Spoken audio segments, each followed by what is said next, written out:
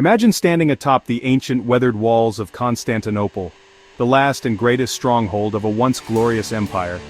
The stones beneath your feet have witnessed centuries of triumph and tragedy, and now, as the sun rises, they stand as silent sentinels to the final act of a grand historical drama.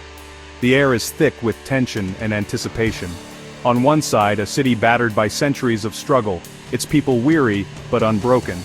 On the other, an ambitious young sultan whose dreams reach far beyond the horizon, determined to carve his name into the annals of history. I'm about to take you right into the heart of the Byzantine Empire's last stand, a moment where the fate of civilizations hung in the balance. Trust me, you're going to want to stick around for this, because what happened here changed the world forever. Let's rewind the clock to the 14th century. The Byzantines, heirs of Rome and once rulers of a vast Mediterranean realm, are now hanging on by a thread. Their empire, which once stretched across continents, has been reduced to a handful of territories, with Constantinople as its glittering but isolated heart. Decades of brutal civil war, economic collapse, and relentless invasions have left the empire a mere shadow of its former self.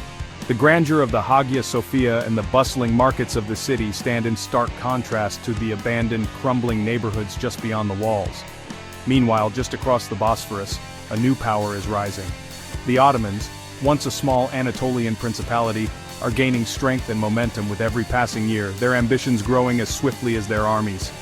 Led by a succession of warrior sultans and fueled by a vision of conquest, the Ottomans are swallowing up territory like a storm, their banners advancing steadily toward the city that has eluded them for generations.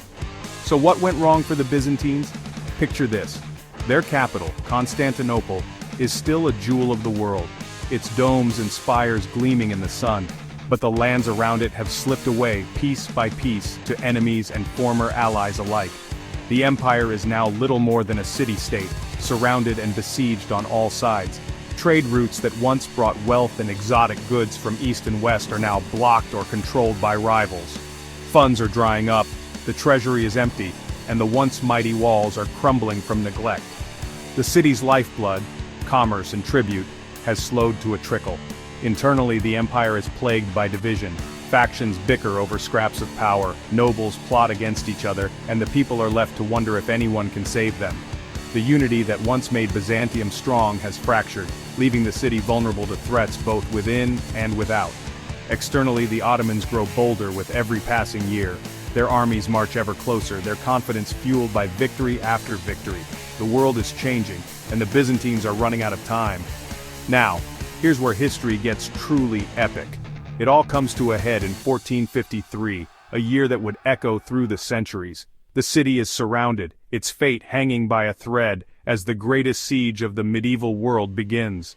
Sultan Mehmed II, barely 21 years old, brings an army of over 80,000 to the city's gates. He is young, ambitious, and determined to succeed where his ancestors failed. For Mehmed, this is more than a conquest. It's a chance to fulfill a prophecy and become the conqueror. Mehmed isn't just playing soldier, he's brought with him massive cannons, the likes of which the world has never seen.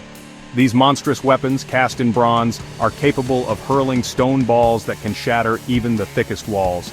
The thunder of their fire shakes the earth and strikes terror into the hearts of the defenders. For 7 grueling weeks, the city holds out. Day after day, the defenders patch the walls, fight off assaults, and pray for a miracle. The siege is relentless, with attacks coming by land and sea, and the defenders growing more desperate with each passing night. Emperor Constantine VI, the last Byzantine emperor, rallies his exhausted defenders, nobles, mercenaries, and commoners alike, to man the walls. He leads by example, fighting alongside his men, inspiring them to hold on just a little longer. The sound of cannon fire shakes the city every day. Supplies dwindle, food runs short, and hope begins to fade.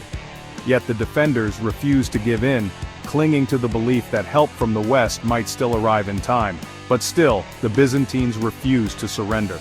Against overwhelming odds, they fight on, determined to defend their city, their faith, and their legacy.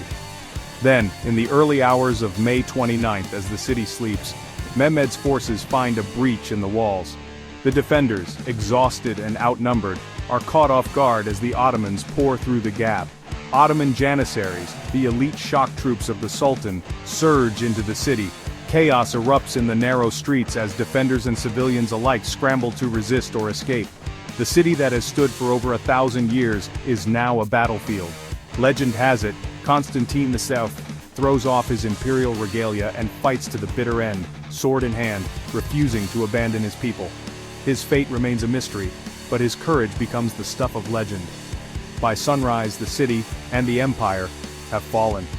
The once mighty Byzantine Empire, heir to Rome, is no more. The consequences of this moment are nothing short of monumental. The Ottoman Empire rises as the new powerhouse of the region, reshaping borders, cultures, and religions for centuries to come.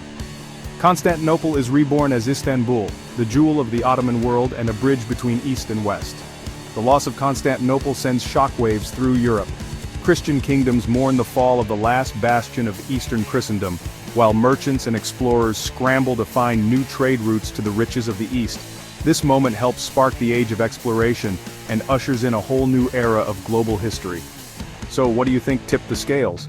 Was it Mehmed's military genius and technological innovation, the Byzantines' internal divisions, or simply the relentless march of time and fate? The fall of Constantinople is a story of ambition, resilience, and the ever-changing tides of history. Let me know in the comments below. I love hearing your theories and insights. Was there a moment that could have changed everything, or was the end inevitable? If this story grabbed you, hit that like button and subscribe. There are so many more dramatic tales from history waiting to be uncovered, and I can't wait to share them with you.